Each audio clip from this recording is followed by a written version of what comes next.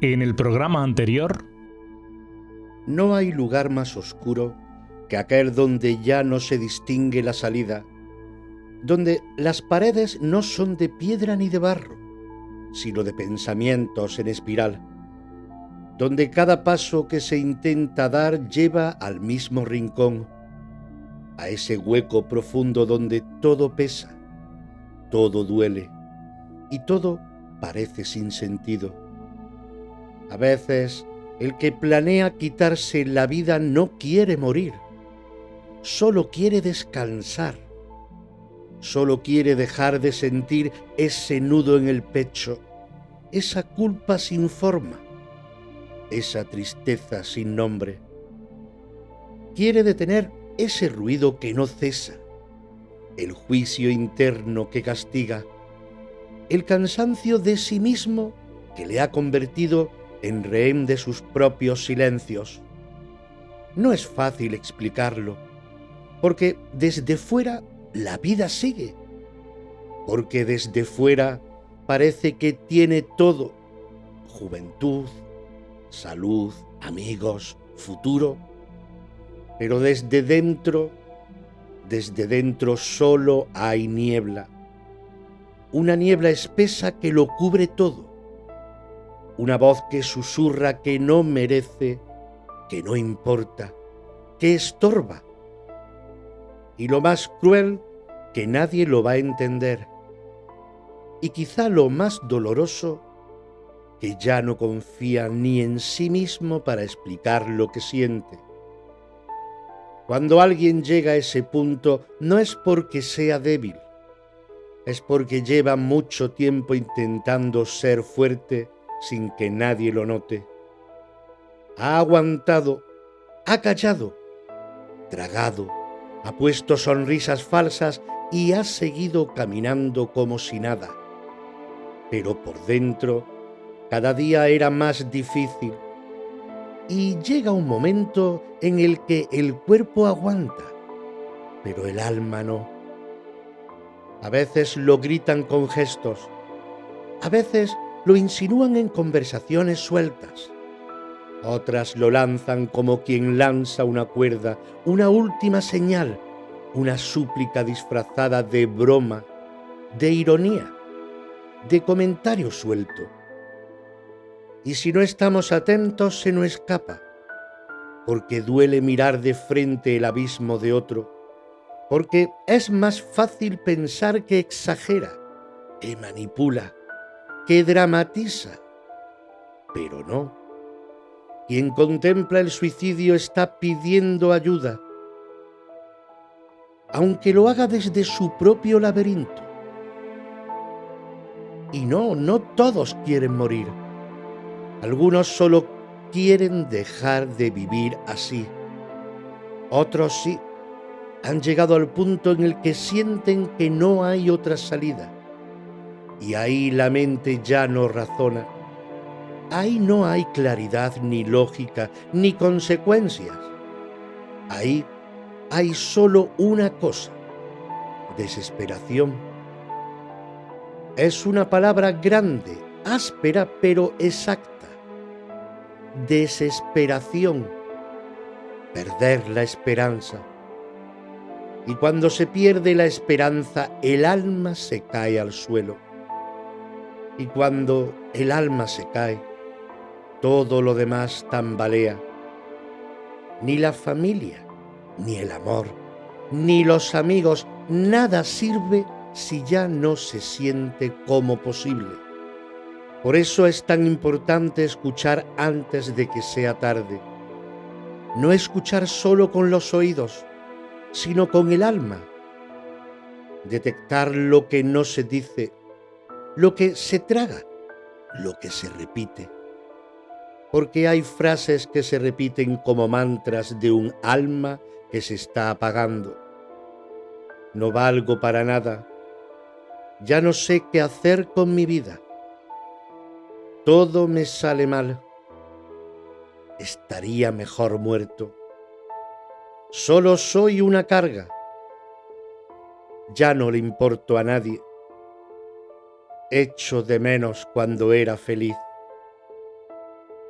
Cuando alguien dice eso más de una vez, no está dramatizando, está pidiendo auxilio y no siempre pide una solución.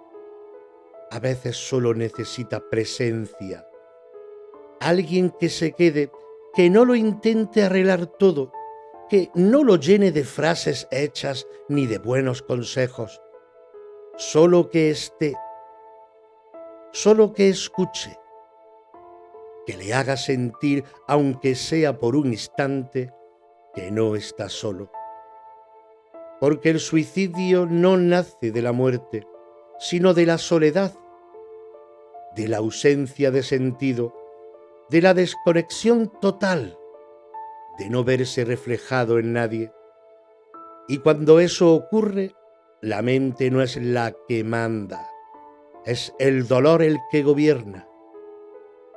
No es locura, no es cobardía, ni egoísmo. Es sufrimiento crónico, sufrimiento profundo, sufrimiento que ha perdido el nombre porque ya lo ha intentado todo. A veces solo una llamada, solo una palabra, solo una mirada verdadera puede cambiarlo todo.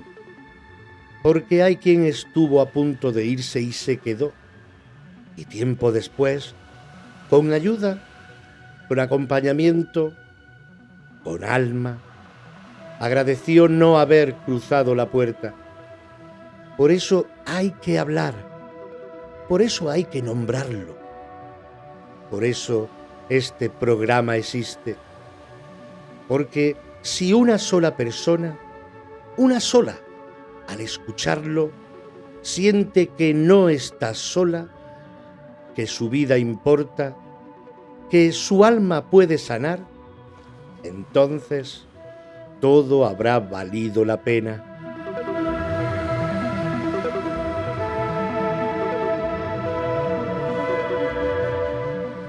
Escuchas Reflejos del Alma, un viaje introspectivo donde exploramos quiénes somos, de dónde venimos y a dónde vamos. Cada episodio es una oportunidad para despertar y evolucionar mientras identificamos las distracciones que nos desvían del camino. Con este que os habla, Eloy López.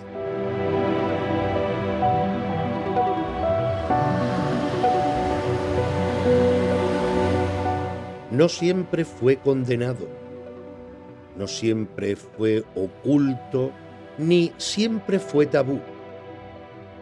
El suicidio, ese acto que hoy genera silencio, incomodidad o escándalo, ha tenido muchos rostros a lo largo de la historia humana, y no siempre se le miró como se le mira hoy.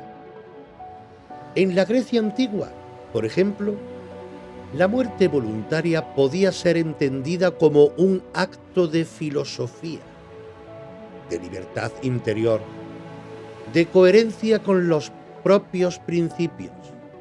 Ahí está Sócrates, bebiendo cicuta no como quien se rinde, sino como quien cumple con dignidad lo que considera justo, asumiendo con serenidad su destino frente al juicio de los hombres. En Roma, especialmente en las escuelas estoicas, el suicidio era incluso símbolo de control sobre uno mismo, de poder decidir cuándo y cómo irse, especialmente si la vida ya no permitía vivir con honra o en virtud. No era debilidad, era voluntad. Pero con la llegada del cristianismo y su visión sobre la vida como don divino intocable, el suicidio pasó a ser considerado pecado mortal, una afrenta directa contra Dios, una negación del regalo de la existencia. En la Edad Media, quienes se quitaban la vida no podían ser enterrados en tierra sagrada. Sus cuerpos eran arrastrados por las calles o enterrados en cruces de caminos como castigo, y sus familias quedaban estigmatizadas, condenadas al rechazo y a la deshonra. El alma del suicidio era considerada irrecuperable, perdida por la eternidad. Y aunque no todos los creyentes lo sentían así en lo íntimo, la doctrina oficial era tajante. Quitarse la vida era rebelarse contra el orden sagrado, negar el plan de Dios y cerrar las puertas del cielo.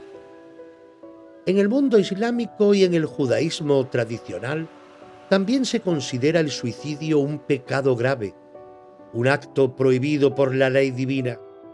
La vida, según esas miradas, no pertenece al individuo, sino a Dios, y por tanto solo Él puede decidir cuándo debe acabar. Esa visión ha perdurado durante siglos, influyendo en sociedades enteras, haciendo del suicida un marginado incluso después de muerto, un fantasma que no se nombra, una historia que se oculta. Sin embargo, otras culturas han visto las cosas de forma distinta. En Japón, el seppuku, lo que en Occidente se conoció como harakiri, era un acto de honor reservado a los samuráis, una forma de preservar la dignidad tras una derrota, de redimirse, de limpiar una afrenta. No era cobardía ni desesperación, era valor, nobleza. También en ciertas tribus ancestrales, el suicidio ritual estaba permitido en ancianos que ya no podían cazar ni sostenerse, como una forma de liberar a la comunidad del peso y volver a la tierra con conciencia y gratitud. En algunos pueblos originarios de América y Asia, morir voluntariamente era un derecho, no una maldición. Ya en los siglos XVIII y XIX, con la Ilustración y luego el auge del pensamiento moderno, el suicidio comenzó a ser contemplado desde nuevas ópticas. Los filósofos europeos lo debatieron con crudeza y profundidad. Rousseau, Hume, Camus, Kierkegaard, todos se enfrentaron a esa pregunta última de si la vida vale la pena ser vivida.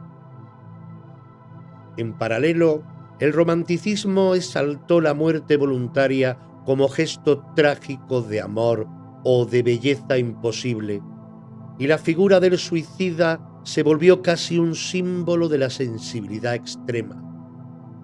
Más tarde, la psicología y la psiquiatría medicalizaron el tema, desplazándolo del campo del pecado al de la enfermedad, buscando explicaciones internas neurológicas, clínicas, para lo que antes solo era condena moral.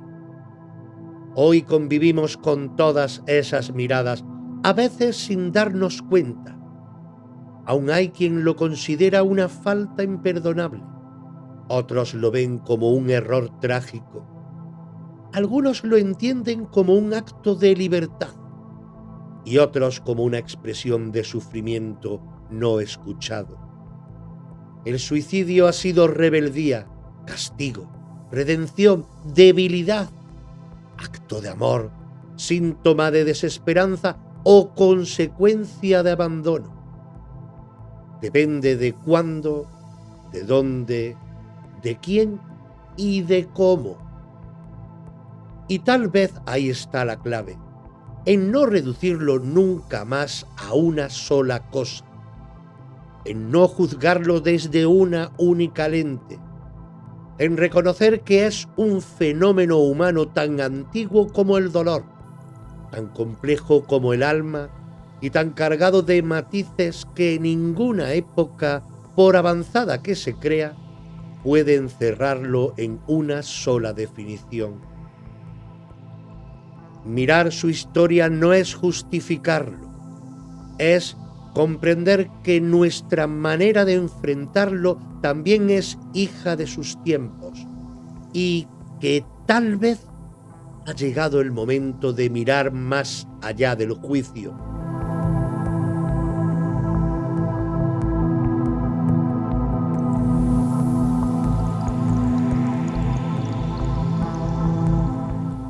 No se trata de salvar a nadie a la fuerza, ni de convertirse en terapeuta sin serlo, y mucho menos de cargar con el dolor ajeno hasta romperse. La prevención real del suicidio no nace del control, ni del miedo, ni mucho menos de la corrección constante. Nace del estar, del saber escuchar de verdad, del crear espacios donde la palabra tenga permiso para ser, sin disfrazarse, sin justificarse y sin miedo a ser malinterpretada. Porque cuando alguien dice no puedo más, lo último que necesita es que le digan venga, no digas tonterías. Lo que necesita es un silencio abierto, una mirada sincera, un gesto de presencia que diga te escucho y no me asusto. Prevenir no es solo llamar a un teléfono de ayuda, aunque eso también puede ser vital. Es mucho más profundo. Es aprender desde pequeños a hablar de lo que sentimos, a ponerle nombre al vacío, al miedo, a la ansiedad, a la tristeza. Es crear una cultura donde llorar no sea debilidad, donde decir me siento mal no sea visto como una amenaza o como una carga, donde el alma tenga derecho a tambalearse sin ser condenada por ello. Prevenir es educar emocionalmente a una sociedad entera que, en muchos casos, vive anestesiada, exigida, disfrazada de fortaleza. Y es también cuestionar los modelos de éxito, de valía, de felicidad que nos han impuesto. Porque hay muchas almas que se sienten fracasadas no por lo que son, sino por no cumplir con un ideal que nunca fue suyo. Jóvenes que se comparan con vidas ficticias en redes sociales, adultos que sienten que ya es tarde, ancianos que creen que sobran, personas que no encajan en un mundo que valora la productividad por encima del ser. Y ahí, en esa grieta, es donde se filtra la idea de que la vida ya no tiene sentido. Por eso, la prevención no puede ser solo un parche. Tiene que ser un cambio profundo de paradigma, un giro colectivo hacia la compasión estructural, que haya lugares seguros donde hablar, escuelas donde enseñar a sentir, familias que pregunten sin imponer, amistades que acompañen sin invadir, terapeutas que abracen sin etiquetar y médicos que escuchen más allá del síntoma. Y sobre todo, una sociedad que deje de juzgar al que cae y empiece a preguntar con el alma: ¿cómo puedo ayudarte a levantarte? Porque cuando alguien está al borde, no necesita discursos, necesita verdad, calor, un mensaje, una visita, una señal que diga: me importas, estoy aquí, aún puedes quedarte un poco más. A veces, esa simple muestra de humanidad basta para que el alma decida esperar un día más. Y un día más puede ser la diferencia entre la oscuridad total y el primer destello de esperanza. Prevenir también es mirarse uno mismo, preguntarse cuántas veces hemos estado al borde, cuántas veces hemos sentido que no podíamos más y sin embargo seguimos. Y no para minimizar al otro, sino para comprender que todos hemos estado cerca de ese abismo alguna vez y que nadie es inmune al desgarro. Y desde ahí, desde esa humildad, se construye la verdadera prevención, con ternura, con conciencia y con alma. No todos los suicidios pueden evitarse, no todas las almas quieren ser rescatadas, pero sí se puede hacer mucho más para que no lleguen a ese punto sin haber sido vistas. Y si al menos una persona, una sola, siente que su dolor no es invisible, que su tristeza no espanta, que su presencia tiene valor aunque no lo vea ahora, entonces ya estamos previniendo no la muerte, sino el olvido de lo que somos, seres vivos, sí, pero también seres sintientes, vibrantes, necesitados de conexión real.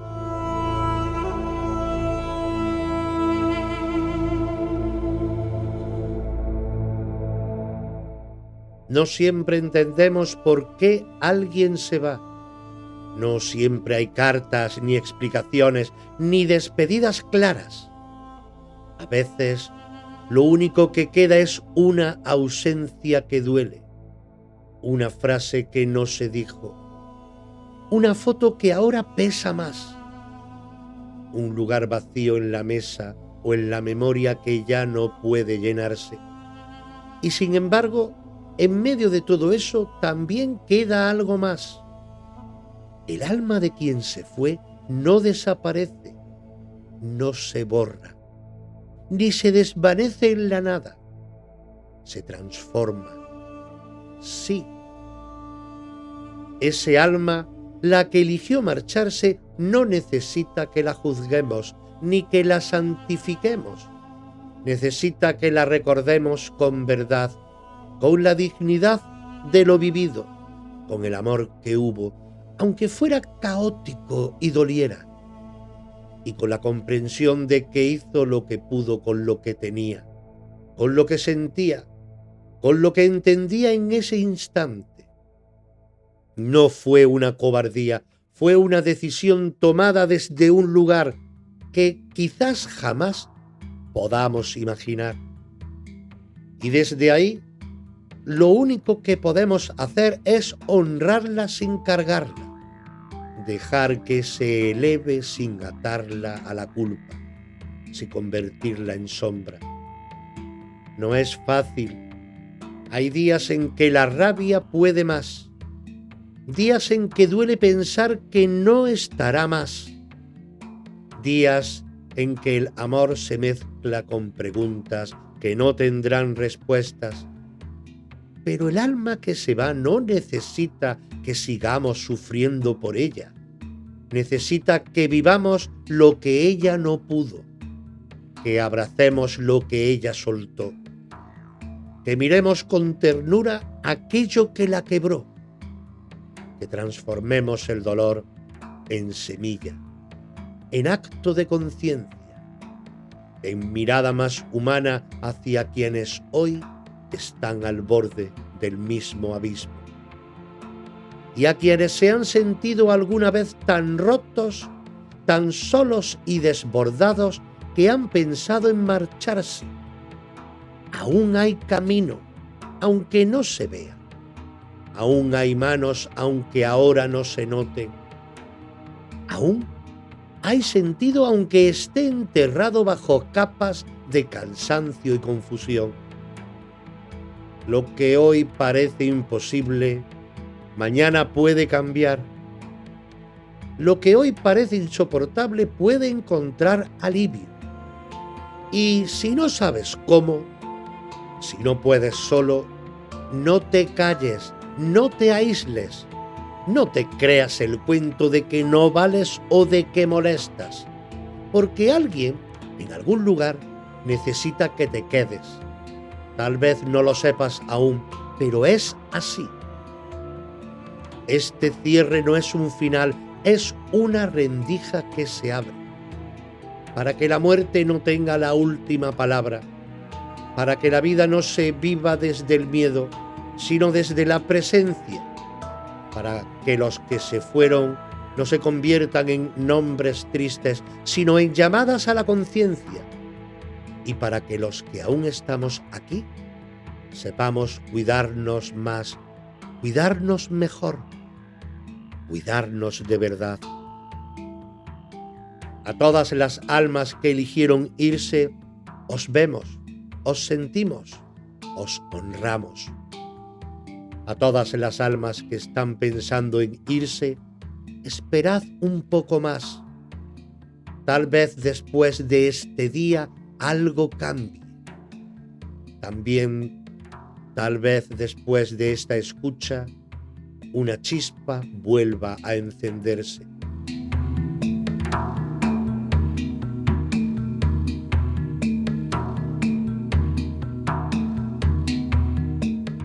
Dicen que a veces, cuando el dolor es muy grande, el alma no grita, susurra.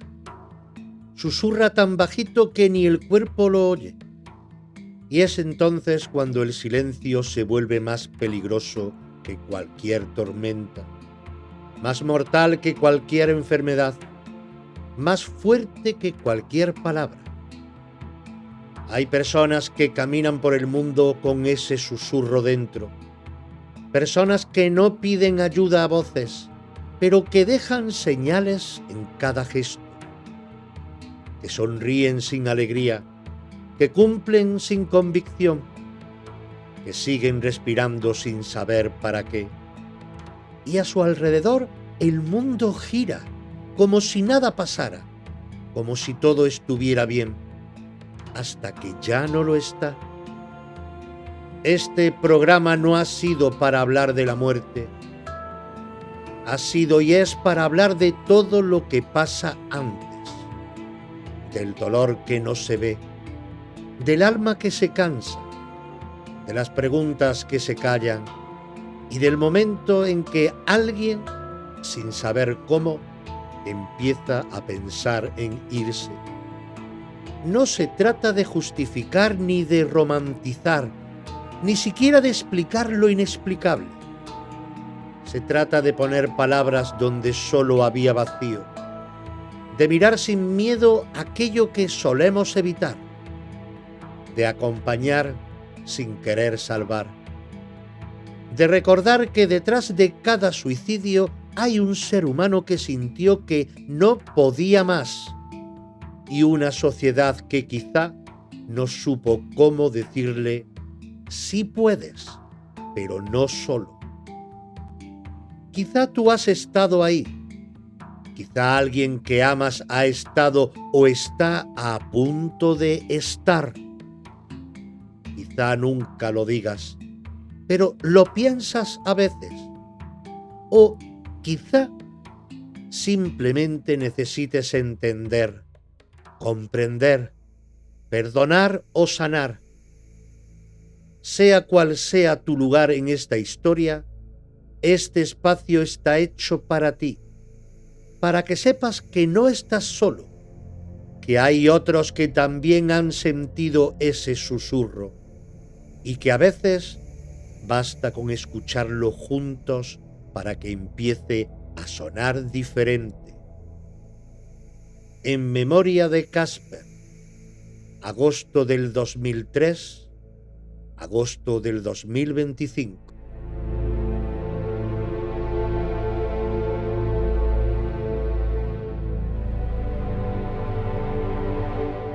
No sé muy bien por dónde empezar, porque cuando uno llega hasta aquí, ya no quedan frases ordenadas.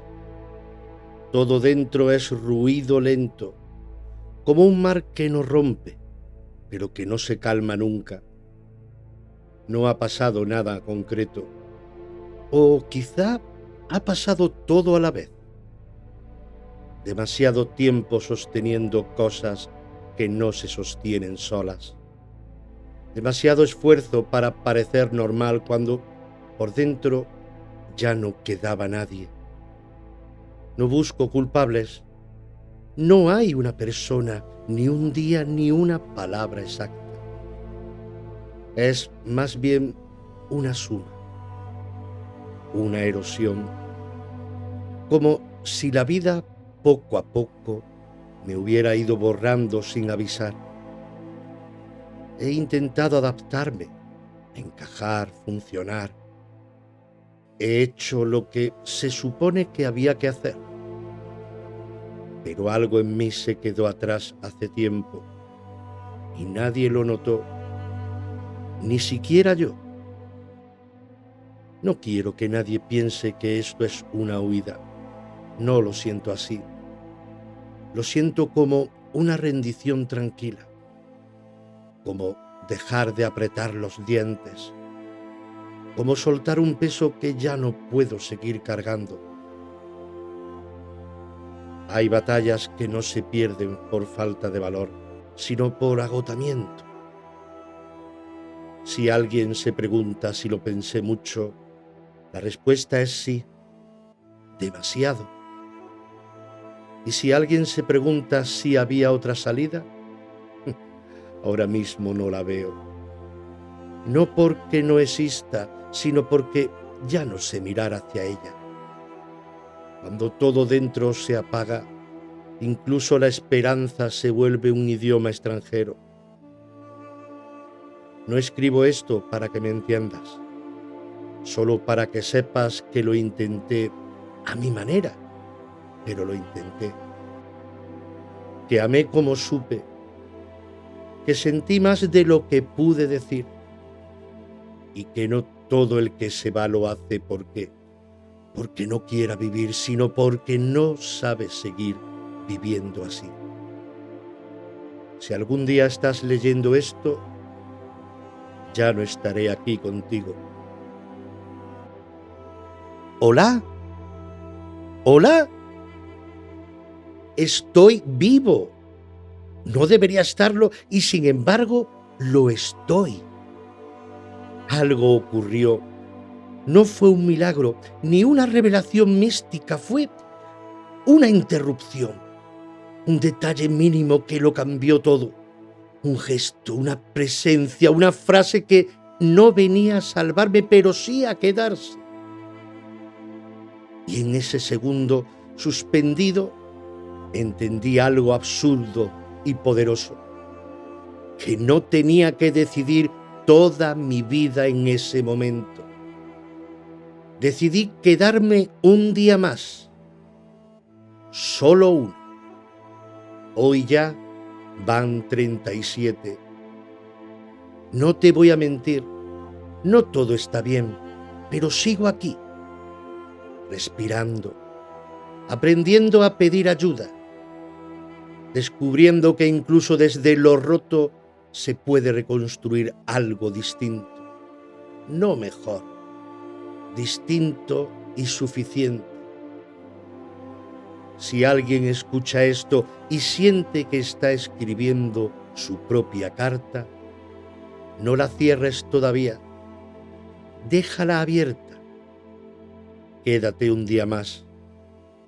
A veces eso basta para que la historia cambie.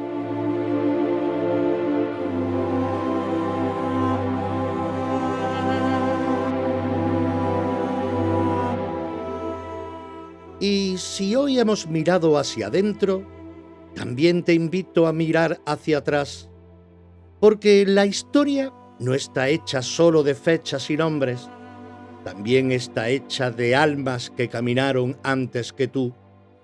Te espero en Los Misterios de la Historia, aquí, en esta misma sintonía, en esta misma plataforma, porque a veces entender quiénes fuimos nos ayuda a recordar quiénes somos.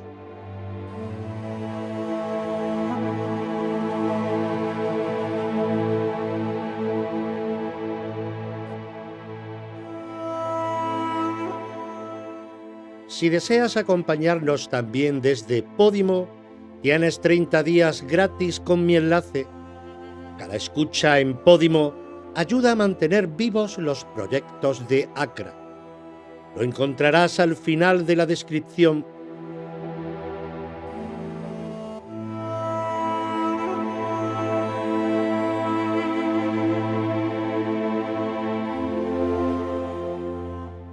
Este podcast y todos los creados bajo los sellos Reflejos del Alma y Los Misterios de la Historia son propiedad intelectual de la Asociación Cultural Reflejos del Alma, ACRA. Su producción, creación y realización corresponden íntegramente a dicha asociación.